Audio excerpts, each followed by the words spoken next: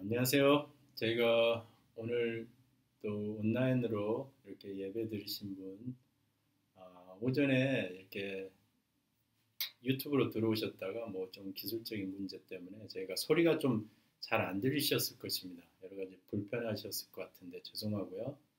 저희가 다시 설교 부분만 다시 녹화를 유튜브에 다시 올리고 있습니다. 크로스웨이 예배 가운데 오셔서 환영하고요. 또 멀리서 또 이 호주 땅에 오신 분들도 있고 그래서 제가 주님의 이름으로 환영하고요. 또 몇 가지 광고 말씀드리면 새벽 만나는 저희가 말라기서를 거의 마무리하고 있습니다. 이제 신약성경 계시록을 할 텐데 귀납적인 성경 연구를 하기 때문에 성경을 일방적으로 가르치는 것보다는 여러분들이 함께 오셔서 말씀을 연구하고 그 안에서 온 저자와 독자가 뭐라고 말씀하는지 또 그것을 통해서 하나님께서 우리에게 하시고자 하는 결론을 찾아가는 그러한 시간을 갖고 있습니다. 이번 주까지 4장 말라기서 마무리하고 그 다음 주에는 저희가 계시록의 말씀으로 함께 은혜를 나누고 싶습니다. 새로운 호주 정부가 들어섰습니다. 레이버 정부를 위해서 우리가 늘 다시 기도하고 우리는 누가 어떤 사람이 만났든 그 역할들을 하든 우리는 믿음의 사람들로서 따르고 함께해야 될 의무가 있습니다. 성도들 가정과 특별히 아프신 분들 많이 계시는데 위에서 함께 기도하는 교회 됐으면 좋겠습니다. 온라인으로 여러분들 헌금 이렇게 하시면 될 것 같고요. 제가 잠깐 기도하고 말씀 전하도록 하겠습니다. 하나님 아버지, 오늘 주의 성령께서 저희와 함께하여 주셔서 감사합니다. 오직 믿음으로 예배 드리는 시간들 되게 하시고 믿음으로 하나님의 얼굴을 구하는 저희들 되게 하셔서 하나님 기뻐하시는 예배의 자리 가운데 그 하나님을 찾는 자리들 가운데 그 상황들에서도 하나님을 예배하는 저희들 되게 하시고 어떤 기술적인 문제나 어려움이 있다 할지라도 우리의 예배에 대한 마음들이 식지 않도록 하나님께서 우리를 보호하시고 지켜주셔서 오늘도 성령과 진리로 예배하는 저희들 되도록 도와주시옵소서. 우리 주 예수 그리스도의 이름으로 기도합니다. 아멘. 저희가 계속해서 보고 있는 말씀 중에 요즘 묵상도 하시고 여러분들이 또 잘 아시는 고린도전서 후서에 대한 어떤 내용들에 대해서 오늘 좀 나눌 건데 고린도에 보낸 바울의 서신 이 고린도서는 고린도 교회에 특별히 그들이 가지고 있는 특별한 은사들, 특별함들이 좀 있었습니다. 그들은 남들에 비해서 특출난 세 가지가 있었는데 첫 번째, eloquent speech 해서 말을 잘하는 사람들이 고린도 사람들이에요. 수많은 성경의 교사들이 그곳에 방문하고 또 어떻게 말해야 되는지를 잘 아는 그게 바로 고린도 교회. 그 성도들은 말을 참 잘한다. 그리고 두 번째 그들에게 있는 특출한 은사는 성령의 은사가 드러났습니다. 기도하면 병이 고쳐지고 방언이 터지고 애언이 선언되는 그러한 성령의 은사가 강하게 드러나는 더불어서 구제사역에 능한 그렇지만 바울은 그 고린도 교회를 향하여서 뭐라고 말하냐면 아직 어리다라는 거예요. Not mature. 성숙하지 않다라고 얘기하고 있습니다. 그 이유인즉슨 바울파다, 아볼로파다, 베드로파다, 그리스도파다. 여기서 그리스도는 예수 그리스도를 얘기하는 게 아니라 신비한 것을 경험하는 사람들의 모임. 그래서 여러 분파로 나눠져 있고 분열 가운데 있으며 또 다른 고린도 교회에 고질적인 문제가 있습니다. 사진을 보시면 고린도에서 지금 남아있는 유적지죠. 지금 가보면 지금 현대적인 도시들은 다른 곳에 있고 예전에 성경의 배경이 되었던 고린도서가 배경이 됐던 도시들은 어떤 기본적인 구조물들만 좀 남아 있습니다. 고린도 하면 유명한 게 앞쪽에 보이는 시장이죠. 여러 건물들이 들어서 있고 그 가운데서 바울과 브리스갈라와 아굴라는 장막을 짓는 일들을 했었습니다. 그러면서 복음을 전하고 교회를 개척했던 곳이 고린도의 시장이었죠. 그 시장 너머에 아주 가까이 있는 곳에 한 500m 정도 산이 있죠. 서울 하면 아마 남산 정도 되겠죠. 그 높은 곳에 신전이 하나 떡하니 버티고 있는데 그 신전의 이름이 아프로디테 신전입니다. 약 1000여 명의 여사제들이 그곳에서 비너스 여신을 섬기는데 사람들은 그곳에 여사제들, 천여 명이 되는 여사제들과 성적인 관계를 통해서 신접하고 그들의 신을 섬긴다라는, 그리고 이 천여 명의 여사제들이 밤이 되면 고린도 시장으로 내려오는 것이에요. 그래서 매춘행이라는, 그래서 고린도 하면 음란한 도시죠. 한국면서 미신을 믿고 많은 경제적인 호황을 누리지만 가장 음란한 곳이 바로 바울 시대의 고린도 지역이었습니다. 근데 고린도 하면 그 사람들조차도 음란하고 음행을 일삼는다 해서 당시 그렇게 변명까지 있는데 사람들 그것을 창피한지를 모르고 여기는 거예요. 근데 고린도 도시의 문제뿐만이 아니라 바울 사도가 말을 잘하고 어떤 성령의 은사가 드러나고 구제 사역을 열심히 하지만 아직 어리다고 하는 것은 분열과 함께 고린도 교회에 이러한 문제가 있었습니다. 너희 중에 심지어 음행이 있다함을 들으니 그런 음행은 이방인 중에서도 없는 것이라 누가 그 아버지의 아내를 취하였다 하는도다. 근친 간의 성관계를 하는, 도저히 말도 안 되는, 세상에서 그래도 우리가 이해가 안 되는데 교회를 다니는 성도 안에 그런 일들이 일어난다라는 것. 그래서 바울 사도는 아직 어리다. 그러면서 그 어리고 성숙의 기준은 말을 잘하고 성경을 잘 알고 은사가 있고 어떤 구제 사역을 하는 게 아니라 바로 사랑이 그 성숙의 기준이라 하면서 고린도전서 유명한 사랑장을 우리 가운데 얘기하고 있습니다. 그래서 사랑은 오래 참고 사랑은 온유하며 시기하지 아니하며 사랑은 자랑하지 않으며 교만하지 아니하며 무례히 행하지 않으며 자기의 이익을 구하지 않으며 성내지 않으며 악한 것을 생각하지 않으며 불의를 기뻐하지 않으며 진리와 함께 기뻐하고 모든 것을 참으며 믿으며 바라며 견디는 것.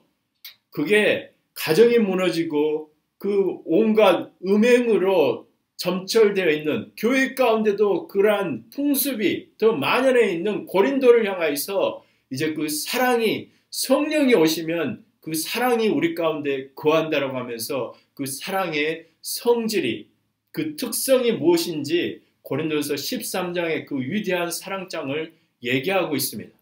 성령이 오시면 우리에게 사랑이 가득한 거예요. 내가 정말 성령 충만한가? 우리 안에 사랑이 있는가를 보면 알 수 있습니다. 다른 것으로는 성령의 음성인지 성령의 은사인지 성령이 임재하셔서 일어나는 일인지 분별하기 어렵지만 바로 사랑이 있으면 그것은 바로 성령이 우리와 함께 하신다는 것이죠. 제가 전에 사역을 했던 단체에서는 항상 하나님께 뭘 하기 전에 같이 모여서 성령을 초대하고 성령이 뭐라고 말씀하시는지를 듣는 시간을 갖습니다. 저희가 벅스힐로 전도를 나가기 전에도 몇몇 사람들이 모여서 함께 성령을 초대하고 기도를 하는데 뭐 말씀을 주신다든가 어떤 성령의 평안함을 주신다든가 그림을 보여주신다는데 그 당시 어떤 사람이 오렌지를 봤다는 거예요. 그래서 저희가 벅스힐로 전도를 나가니까 가장 먼저 어디를 가겠습니까? 양양을 먼저 가죠. 과일, 채소 파는 그곳에 가서 혹시 하나님 무언가를 우리에게 인도하심 있는가 찾아가서 보는데 아무 일도 일어나지 않았습니다. 그래서 제가 그 팀을 이끌고 밖으로 나왔는데 센트럴역 밖으로 나오는데 한 젊은 아시안 청년이 제 앞을 지나가는데 제 눈이 확 떠졌어요. 왜냐하면 그 청년의 머리 색깔이 오렌지 색깔이에요. 그래서 무조건 그 청년에게 다가갔습니다. 그리고 말을 걸었더니 얘기를 들어보니 이곳은 마스터로 어카운팅까지 공부했는데 비자가 안 나온다는 거예요. 비자 받기가 너무 힘들다는 거예요. 그래서 제 마음에 그 청년에 대한 사랑하는 마음이 들어서 손을 얹고 함께 기도해 줬던 적이 있습니다. 우리에게 그 성령이 임하는 근본적인 이유와 목적은 또 성령이 우리에게 오셔서 일어나는 일은 우리 안에 사랑이 가득 차진다는 것이죠.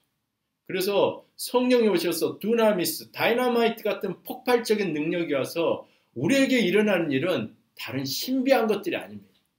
사랑의 힘이 우리 안에, 사랑의 파워가 우리 안에 함께 한다는 것. 그래서 성령은 우리에게 사랑의 강함을 주시는 것이죠. 그래서 아가서 8장 6절에 우리 함께 읽어보면 너는 나를 도장같이 마음에 품고 도장같이 팔에 두라. 사랑은 죽음같이 강하고 질투는 소울같이 잔인하며 불길같이 일어나니 그 기세가 여호와의 불과 같으니라. 아가서를 기록한 솔로몬 대왕, 그에게 있어서 모든 것이 헛되고 헛되다라고 했는데 헛되지 않는 몇 개가 있었습니다. 그것은 여호와를 경외하는 게 헛되지 않는다 하면서 한 여인 술라미 여인을 그토록 애절하게 사랑했죠. 그러면서 그 사랑을 통해서 하나님의 사랑에 대한 얘기를 하고 그가 왕으로서 그에게 소중한 것이 있었으며 그는 왕으로서 가지고 있는 권위, 그것은 바로 도장을 의미하죠. 근데 그 도장을 어떻게 하냐면 마음에 두고 팔에 둔다는 거예요.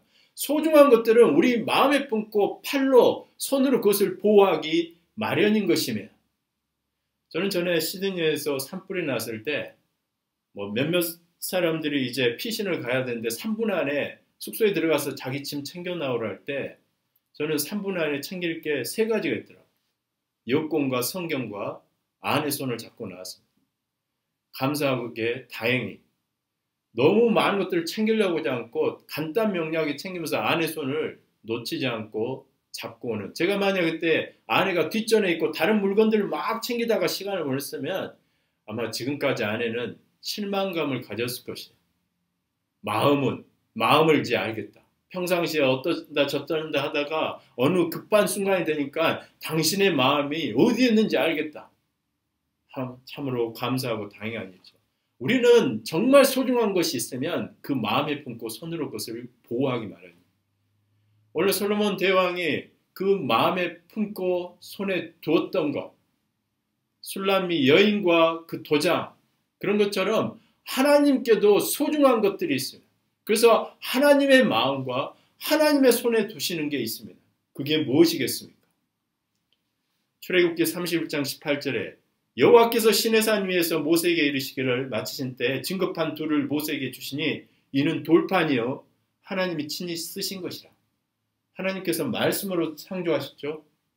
만물을 창조하셨는데 친히 손으로 쓰신 게 있는데 그게 바로 돌판의 계명, 율법이에요. 그래서 얼마나 소중했으면 하나님의 손으로 쓰시겠습니까? 그게 바로 말씀이고 율법이죠.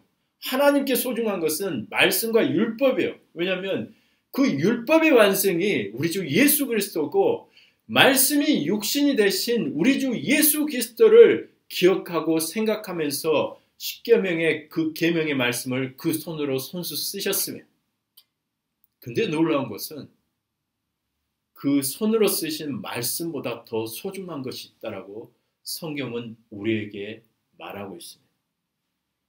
이사야서 49장 14절에 오직 시온이 이르기를 여호와께서 나를 버리시며 주께서 나를 잊으셨나 하였거니와 여인이 그 어찌 젖먹는 자식을 잊겠으며 자기 태에서 난 자들을 긍휼히 여기지 않겠느냐.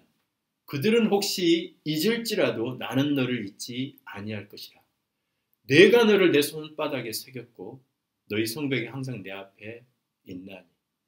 손으로 쓰신 율법의 말씀, 그 아들 예수 그리스도보다 더 소중한 것들이 있는데 그것은 저와 여러분, 교회된 저와 여러분을 소중히 여기셔서 손으로 말씀을 기록하실 만큼 말씀과 율법이 소중한데 그거보다 더 소중한 게 바로 아들보다 더 소중한 게 저와 여러분, 교회된 저야 여러분이 소중해서 하나님은 손수 하나님의 손에 저와 여러분을 새기셨다는 거예요.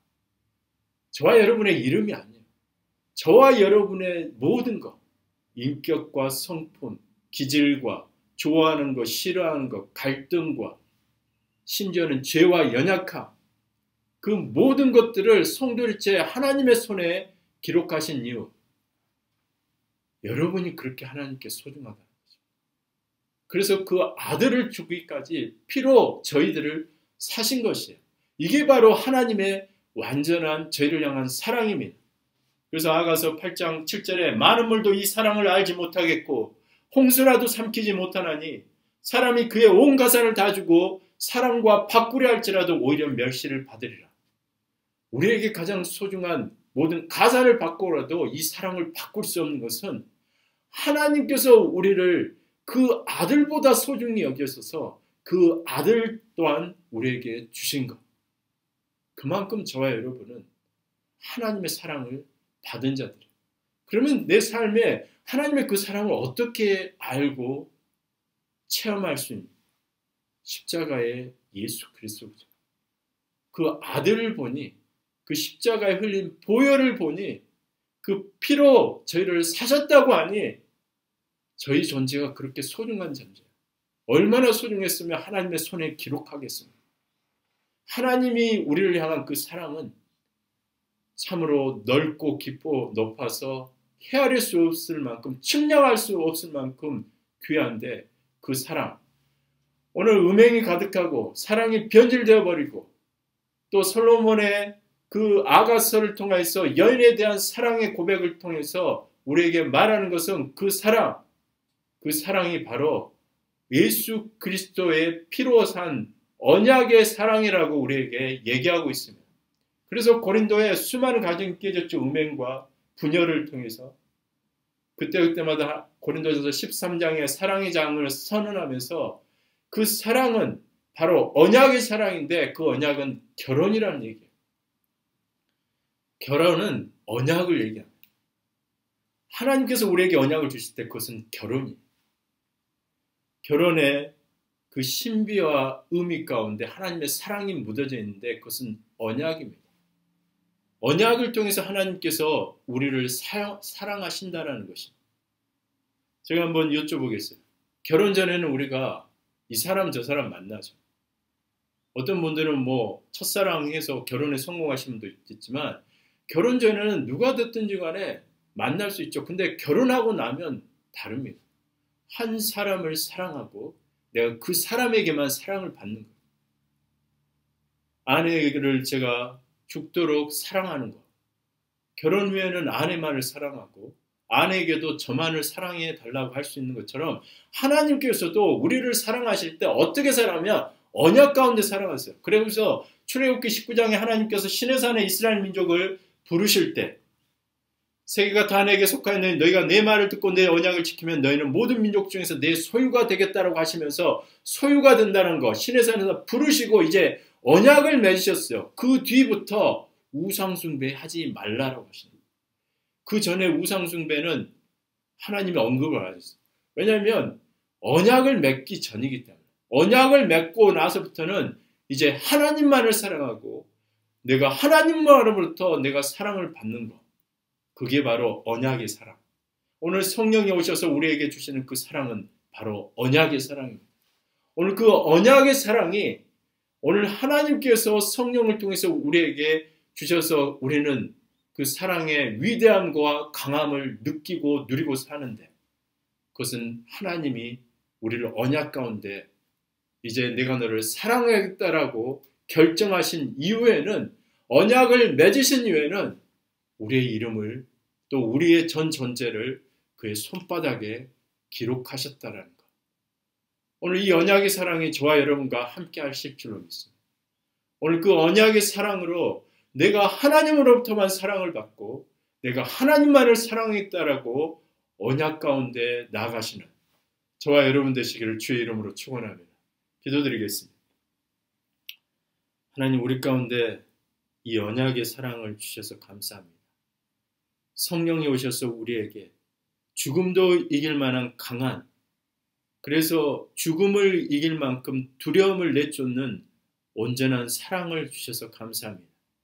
우리가 어디에 있든 그 사랑 안에 거하게 하시고 그 사랑을 믿고 살아가는 저희들 될 수 있도록 도와주시옵소서. 우리 주 예수 그리스도의 이름으로 기도드리옵나이다. 아멘. 좋은 날 주님 앞에 다시 이렇게 또 유튜브로 예배하시는 여러분 또 주의 은혜와 사랑이 우리가 있는 그곳에 끊이지 않고 변함없는 주의 사랑 가운데 거하시는 저와 여러분 되기를 주의 이름으로 축원합니다. 건강하시고 주님의 평안이 함께 하시기를 기도드립니다.